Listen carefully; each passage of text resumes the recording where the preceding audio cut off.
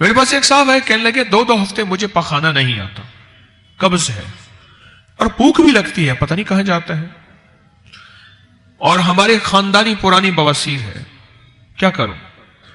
میں نے اس سے کہا کہ تازہ انجیر تلاش کر، تازہ انجیر مل جاتی ہے بعض جگہوں پہ، اور کہا کہ تازہ انجیر، میں نے عرض کیا کہ اگر نہیں ملتی تو خشک انجیر کو پانی میں بھگو رکھ، ٹکڑے ٹکڑے کر کے رات کو جتنا جی چاہے۔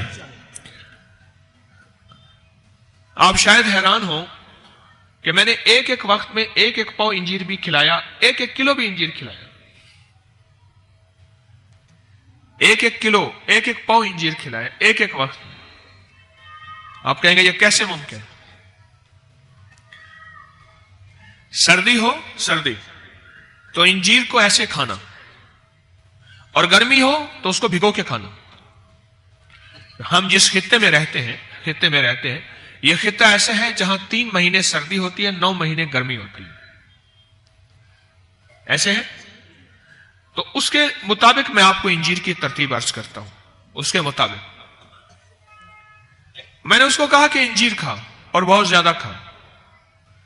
وہ کہنے لگا میں دنیا کا ہر علاج کر چکا ہوں، میں نے اپنی دوا بتائی نہیں، میں نے قرآنی دوا بتائی ہے، اور یہ طب نبوی اور طب قرآنی ہے، اور انشاءاللہ تو کر تیرا مسئلہ حل ہو جائے۔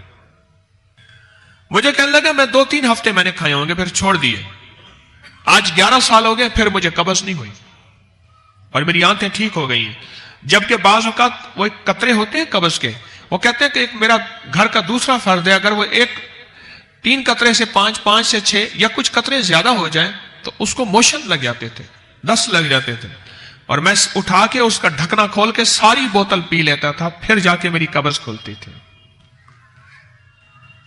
بواسیر پرانی ہو، آنتوں کی خشکی ہو، انجیر کمال چیز ہے۔